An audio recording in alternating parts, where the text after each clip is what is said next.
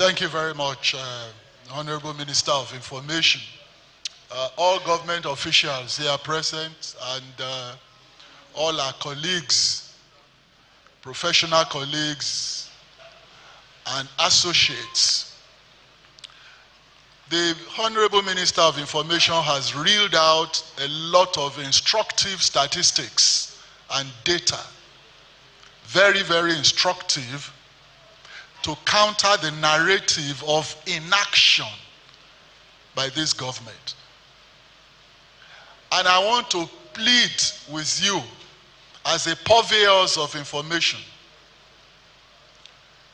It is not just enough to get a text or listen to a speech or an address.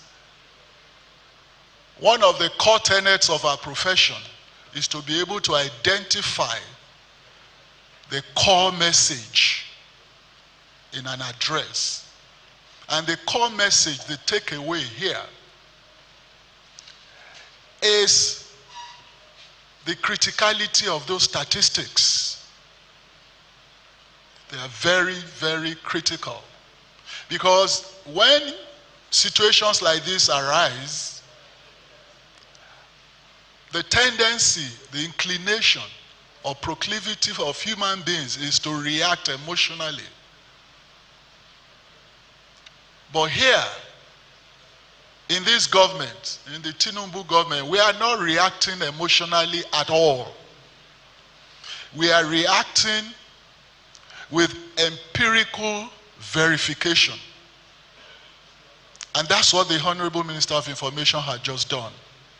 The statistics, the figures, the data, showing specific actions to ameliorate the long-standing insecurity. We all know that this insecurity did not start yesterday, nor started in 2023. But from the actions taken so far, if one is unbiased,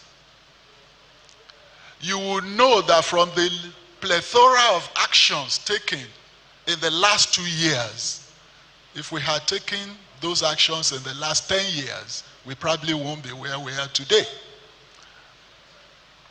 Ranging from the changes in the security architecture, the top brass of our various security agencies, changed in 2023, changed again few days or so ago, to reinvigorate and inject new enthusiasm and impetus into the fight against insecurity. These are not happenstances. These are policies and actions emanating from deep, very exhaustive planning and strategizing. And they are yielding results.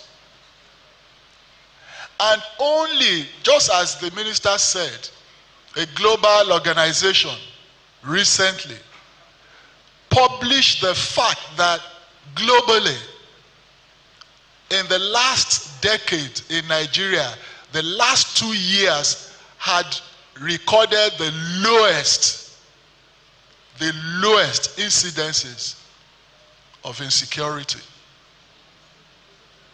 Locally, to us, even one incident is an anathema, is abhorrent.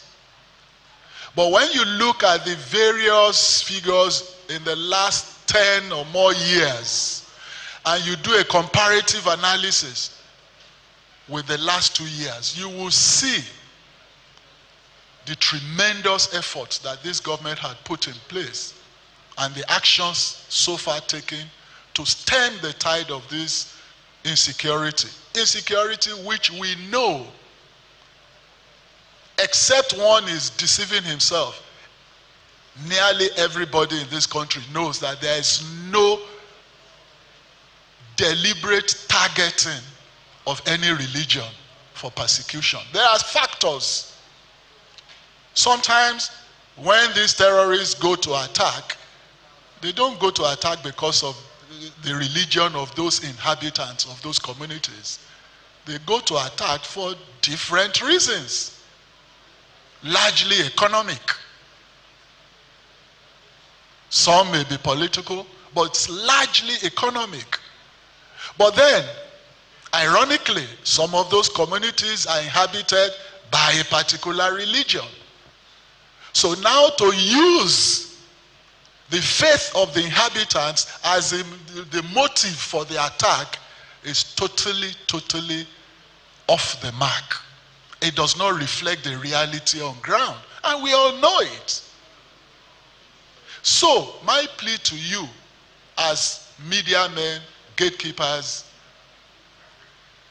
is to note the criticality of the various action steps and statistics reflecting the results of actions. For instance, how many people know or is aware that the terrible attack on a church in Owo some years back, before this administration, if you recall, where worshippers were killed right inside the church, those marauders had been apprehended and are facing prosecution. Whereas some people still bandy that as, oh, where are those people who did this? Where are the perpetrators? They are not brought to book. They are not this. They are not that. Even the Yewtada, the one in Yewada, that happened in Plateau, in Benue, they had been apprehended, arrested, and are facing prosecution. And that's an eloquent testimony to the fact that government is alive to its responsibilities and is not shirking any, duties of protecting lives and properties. So it's important for us as purveyors of information, as I said, to be circumspect when it comes to reporting of sensitive issues. Because you need a peaceful, stable country to be able to practice whichever profession, especially journalism. In the middle of conflagration, you may not even have an office to go to. So it is in our own individual interest to ensure that we invoke that subject of mass communication in graduate school, which is called responsibility theory of the press, which means the press has a responsibility to the society in which it is operating. Because if there's no society, there's no press, there's nothing, there's no institution. So even on a selfish note, we have a duty to protect the sanctity of our nation and of our society so that we can practice our profession in an unfettered environment, in a peaceful, progressive environment. And what the minister just said about you supporting our security agencies in combating the security is also very, very important. And I'll give you one simple idea of how the media inadvertently perpetuates a wrong narrative. For instance, when terrorists kill members of the security agencies, like the military, the screaming headline is always X number of soldiers killed by terrorists. Killed, that's the active word. Conversely, when our military succeed in killing terrorists, the headline is usually the military says it or claims it has. That immediately creates a specter of cynicism and skepticism, unbelievability, which further strengthens the hands of the terrorists.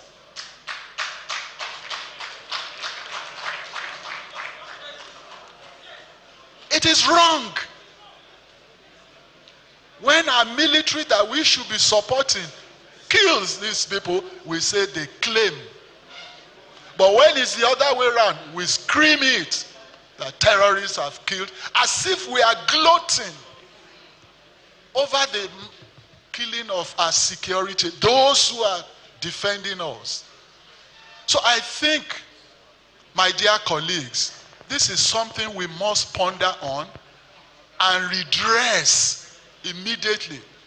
It's a low-hanging fruit to show our own sense of national patriotism and responsibility.